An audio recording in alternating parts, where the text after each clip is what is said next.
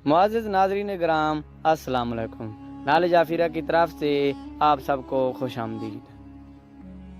कुर्लुश उस्मान चूँकि एक तारीख़ी ड्रामा सीरियल है, इसलिए इस ड्रामे में कहानी के डिमांड के साथ साथ मुख्तलिफ़ तारीख़ी किरदार शामिल किए जाते हैं ताकि तारीख़ में होने वाले वाक़यात को फिल्मा कर उनके ज़रिए से सल्तनत उस्मानिया के क़याम की तारीख़ हमें दिखाई जाए। चूँकि यह बात हमें भी मालूम है कि ये एक तारीख़ी डॉक्यूमेंट्री नहीं जिसमें सब कुछ तारीख़ के मुताबिक हो, बल्कि एक ड्रामा सीरियल है जिसमें मदाहों और नाज़रीन के लिए तारीख़ी वाक़यात को दिलचस्प बनाने के लिए मुख्तलिफ़ तारीख़ी वाक़यात और किरदार शामिल किए जाते हैं, जिनमें कुछ असल तारीख़ी किरदार भी होते हैं और कुछ फ़र्ज़ी वाक़यात और किरदार भी होते हैं। तो अब जबकि कुर्लुश उस्मान के सीज़न 4 में सल्जूकी सल्तनत का ज़वाल दिखाया जा रहा है, तो इसी हिसाब से नए किरदार भी लाए जा रहे हैं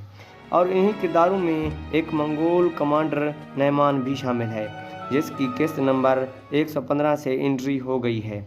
और इसलिए कुर्लुश उस्मान के मदाहों को तजस्सुस है कि ये मंगोल कमांडर नैमान कौन है और क्या तारीख़ में कमांडर नैमान नाम का कोई शख्स है जो कि सल्तनत उस्मानिया के दौर में मौजूद था। नाज़रीन कराम, आज की वीडियो इस हवाले से है। आज की वीडियो में आप लोगों को कमांडर नैमान की मुकम्मल तारीख़ जानने को मिलेगी। वैसे तो हम कुर्लुश उस्मान में अर्तुगरुल से लेकर अब तक बहुत से मंगोल कमांडर देख चुके जो कि खौफनाकी और ख़तरनाकी में एक दूसरे से बढ़कर थे, लेकिन उन सब में ख़तरनाकी में सबसे बढ़कर दिखाया जाने वाला किरदार मंगोल कमांडर नौयान का था, जिसकी तारीख़ी अहमियत भी थी। इसके अलावा अलंचक, आरेपोगा, कारा शामान तोगाए, बालगाए, जेबे तोयान, जैरकुताए, बोगे, तुंगुत और कुंगुर वगैरह भी शामिल हैं। लेकिन इन सब के मुतालिक एक दिलचस्प तारीख़ी हकीकत आप लोगों को ये बता दूं कि इनमें से अक्सर नाम किसी शख्स के नाम नहीं बल्कि मंगोल फ़ौज में किसी ओहदे के नाम हैं जो कि इन किरदारों को दे दिए गए। बाकी मंगोलों को इसी तरह ख़तरनाक दिखाया गया है जैसे तारीख़ में थे। नाज़रीन कराम, तो अब जबकि हम जानते हैं तारीख़ में उस्मानियों की मंगोलों के साथ कशमकश का सबूत तारीख़ से भी मिलता है, तो इसी हिसाब से कमांडर नैमान के पीछे भी एक मुकम्मल तारीख़ है और वो इस तरह के नैमान असल में एक मंगोल कबीले का नाम है जो कि उस्मानियों के कायम करदा रियासत से भी पहले मंगोलिया में आबाद था। और आज की वीडियो में हम जानेंगे कि नैमान कौन थे, ओगोज़ तुर्कों से उनका क्या ताल्लुक़ था, नैमान का मतलब क्या है, नैमान मुसलमानों के सख्त दुश्मन क्यों थे और दुनिया पर हुकूमत करने का जो ख्वाब जंगेज़ खान ने देखा था उसकी राह में नैमान सबसे बड़ी रुकावट क्यों थे और जंगेज़ खान ने इस रुकावट को कैसे ख़त्म किया। अच्छा, इनके बारे में ये मालूम नहीं कि यह कबीला कहाँ से ताल्लुक़ रखता है, लेकिन इनके बारे में ये अंदाज़ा लगाया जाता है कि यह कबीला तुर्क बाशिंदों का था, क्योंकि इस कबीले में तुर्क ज़बान बोली जाती थी और ये कबीला कदीम दौर में जो मुल्क आज कज़ाकिस्तान कहलाता है इसके शुमाल मगरबी इलाके में आबाद था, जो कि उस वक्त मंगोलिया में शामिल था। नाज़रीन कराम, 12वीं सदी में मंगोलों का सोशल सिस्टम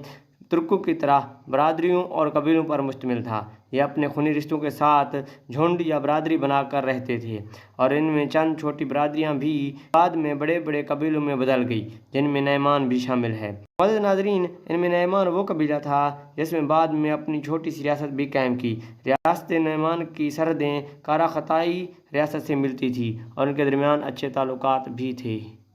बहुत से तारीखदानों का एक ग्रुप नैमान कबीले को ओगोज़ लोगों के जो 8 कबीले थे उनमें से एक शुमार करता है,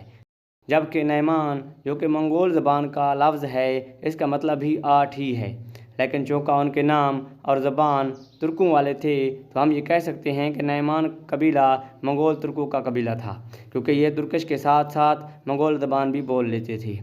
बिल्कुल इस तरह जिस तरह कारा खताई दोनों ज़बानें बोलते थे। तो नाज़रीन कराम, नैमान कबीले के मुतालिक ये अहम तारीख़ी हकीकत आप जान ही चुके हैं कि जंगेज़ खान के दौर में नैमान एक छोटी मोटी रियासत थी,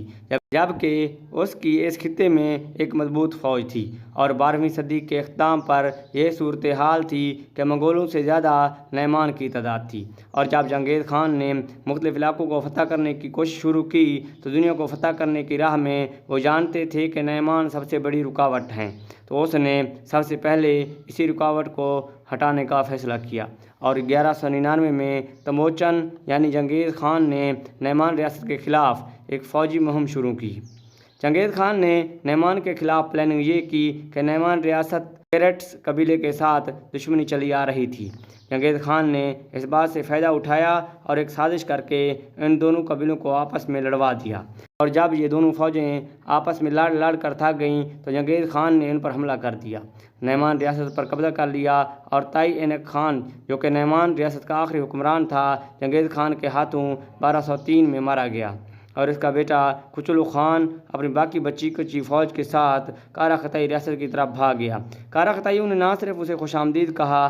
بلکہ اسے پناہ دینے کے ساتھ ساتھ اپنی بیٹی کی شادی اس سے کر دی۔ اس کے بعد کچلو خان نے احسان کا بدلہ کو اس طرح چکایا کہ اپنے سسر کے خلاف پلاننگ شروع کر دی اور اپنے سسر سے تخت چھیننے میں کامیاب ہو گیا۔ اس کے بعد مسلمانوں پر زندگی تنگ کر دی اور کچھ لوگ کسی مسلمانوں کی آبادی والے شہر کو حکم دیتا کہ یا عیسائی ہو جاؤ یا بدھ مت قبول کر لو یا پھر کارا خطائی والا لباس پہنو، لیکن مقامی لوگ اس کی اس رویے سے تنگ آ گئے اور اس کے مخالف بن گئے۔ اس کے بعد کچلو خان کو منگولوں کے کمانڈر جیبے نے ایک جنگ میں شکست دے دی۔ تو ناظرین کرام، اگرچہ نعمان کو منگولوں نے ختم کر دیا تھا، لیکن اس کے باوجود بچ جانے والے منگول ریاست کے مختلف حصوں میں جا کر آباد ہو گئے، اور نعمان قبیلے کے جو افراد منگول سلطنت میں آ کر آباد ہو گئے تھے، تو جب منگول سلطنت میں اسلام نے زور پکڑا اور منگول سلطنت کے حکمران اسلام قبول کرنے لگے، تب نعمان قبیلے کی بڑی تعداد نے بھی اسلام قبول کر لیا۔ تو ناظرین اکرام، اگر آپ کو ہماری ویڈیو پسند آئی ہے تو برائے مہربانی